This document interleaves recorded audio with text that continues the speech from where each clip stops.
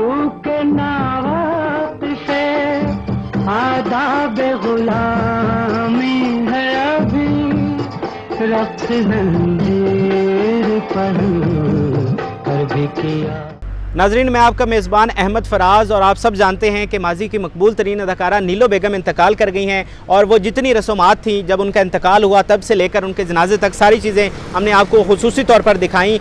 अब इस वीडियो में खुसूसी तौर पर मैं नीलो बेगम की याद में एक बहुत ही अजीम वाक़या बयान करना चाहूँगा उनकी ज़िंदगी से, कि जिसने उनके जो जहाँ पर उनका फ़िल्मी टैलेंट था वहीं पर जो उनका अजीम शान किरदार है वो भी बड़ा खुल कर निखर कर सामने आया।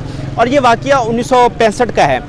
1965 का साल नीलो बेगम के लिए बहुत बड़ा साल था, क्योंकि इस साल उनकी पहली प्लाटिनम जुबली फिल्म जीदार रिलीज़ हुई, जो कि लॉलीवुड की भी पहली प्लाटिनम जुबली फिल्म थी। अच्छा, नीलो बेगम जो थी वो उस वक़्त अपने बिल्कुल उरूज पर थी और वो सबसे बड़ी उस टाइम की एक्ट्रेस थी। अब हुआ कुछ यूँ कि जो नवाब ऑफ कालाबाग थे उन्होंने नीलो बेगम को रक्स करने के लिए बुलवाया, और उसकी वजह यह थी कि जो शाह ईरान थे वो पाकिस्तान आ रहे थे और जो नवाब ऑफ कालाबाग हैं तो उन्होंने नीलो बेगम को बुलाया, क्योंकि वो सबसे बड़ी अदाकारा थी कि वो उनके आगे आकर रक्स करें। लेकिन नीलो बेगम को ये मंजूर नहीं था। उन्होंने वो एक अदाकारा थी, अब वो मतलब कैसे वो जाके किसी के सामने रक्स करती। कुछ दूसरी अदाकाराओं को हमने देखा है, लेकिन नीलो बेगम किसी तौर पर ये बर्दाश्त नहीं कर सकती थी। लेकिन दूसरी तरफ एक बहुत बड़ा जालिम हुक्मरान था, उसको भी इनकार पसंद नहीं आया कि एक ख़ातून वो मेरे सामने कैसे इनकार कर सकती है। तो उसने क्या किया कि उसने पुलिस को भेजा कि ज़बरदस्ती नीलो को उठा कर लाओ। तो पुलिस गई, जैसे कि आपको पता है पुलिस का रवैया किस तरह का होता है। उन्होंने नीलो बेगम से बहुत ही गैर मुनासिब रवैया इख्तियार किया, बदतमीज़ी की, लेकिन नीलो ने बिल्कुल साफ लफ्ज़ों में जाने से इनकार कर दिया और रेजिस्टेंस की, प्रॉपर रेजिस्टेंस। वो एक अकेली खातून थी लेकिन उन्होंने रेजिस्टेंस की स्टेट के मुकाबले में। अच्छा, अब वो नीलो बेगम ने रक्स नहीं किया उनके सामने, और ये जो खबर थी, ये जो स्टोरी थी, ये हर तरफ फैल गई। तमाम अखबारों की जीनत बनी और हर तरफ इसको सुना गया और सब बहुत ही मुतासिर हुए नीलो बेगम से। और ऊपर से ये हुआ कि नीलो बेगम ने इस रवैये की एहतजाज के तौर पर नशावर गोलियाँ खा लीं कि मैं एक ऐसी अदाकारा जिसने मुल्क के लिए खिदमात दी हों, जो मुल्क का असासा हो, उसको अपने ही मुल्क में उसके साथ कैसा सलूक किया जा रहा है। तो उन्होंने नशावर गोलियां खा ली काफ़ी मिकदार में, और दूसरे लफ्ज़ों में उन्होंने ख़ुदकुशी की कोशिश की थी, लेकिन फिर उन्हें बर वक्त अस्पताल ले जाया गया और उनकी जान बच गई। अब ये जो सारा थीम था नीलो बेगम का, जो उनके साथ वाक़या हुआ, इसी थीम को मद्देनज़र रखते हुए 1969 में एक फ़िल्म ज़रका बनाई गई और उसमें हबीब जालब की जो वो नज़म उन्होंने लिखी थी वो भी फिल्माई गई।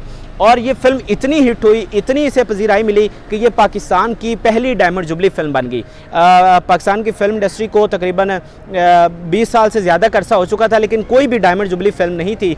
तो जो नीलो बेगम वो पहली अदाकारा थी, उन्हें यह एजाज़ हासिल है कि उनकी फ़िल्म ज़रका पहली डायमंड जुबली फ़िल्म बनी। और डायमंड जुबली फ़िल्म ये होता है कि वो 100 हफ्तों तक चलती है, यानी वो 2 साल से ज़्यादा अरसा तक सिनेमास में मुसलसल चलती रही।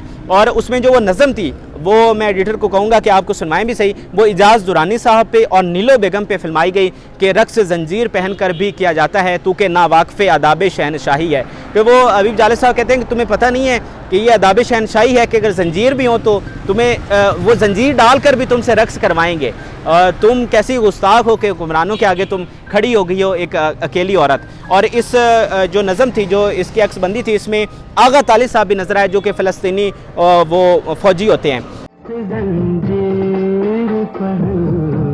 कर भी किया जाता है, तू के नावात से आदाब गुलामी है अभी। तो इस फिल्म को बहुत ज़्यादा पजीराई मिली और इस वाक़ये से जो रियाज शाह साहब है वो बहुत ज़्यादा मुतासिर हुए। उन्होंने कहा कि एक ऐसी लड़की, एक ऐसी खातून जो अकेली एक स्टेट के मुकाबले में खड़ी हो गई, तो वो इनके किरदार से बहुत ज़्यादा मुतासिर हुए। और फिर इन दोनों में रियाज शाह साहब ने उनको प्रपोज़ किया, और कुछ लोग ये भी कहते हैं कि नीलो साहिबा ने उनको प्रपोज़ किया।